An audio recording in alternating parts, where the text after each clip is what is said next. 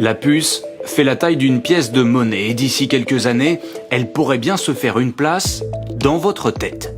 Il suffira simplement d'ouvrir votre crâne, d'y insérer la puce en la connectant au cerveau grâce à des électrodes, puis refermer le tout. Mieux, il n'y aura pas besoin d'un chirurgien car la machine pour une telle opération est également en développement. Tout cela, ce sont les promesses d'Elon Musk. Milliardaire génial ou controversé, c'est selon.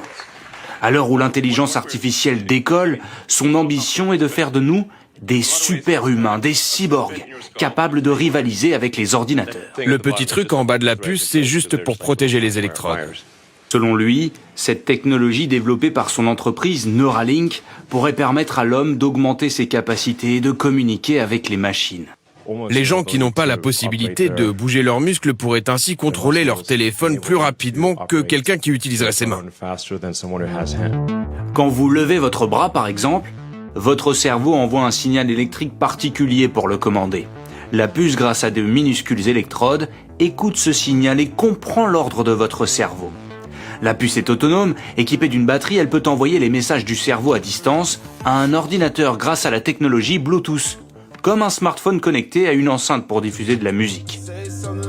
Dans les prochaines semaines, Neuralink va pouvoir commencer des essais sur l'homme après avoir déjà testé son invention sur des animaux.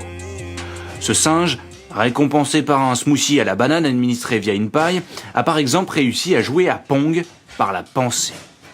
Neuralink est sans doute la plus médiatisée des entreprises d'implants neuronaux, mais pas la plus avancée.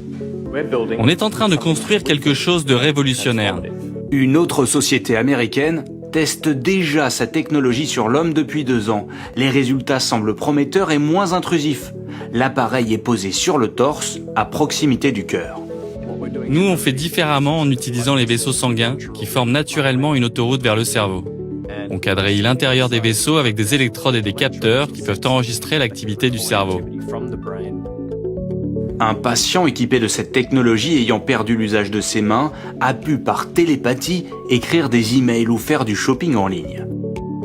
Et il y a quelques jours, grâce à cet appareil positionné sur la tête, des chercheurs franco-suisses ont réussi à reconnecter le cerveau à la moelle épinière et faire remarcher un homme paraplégique.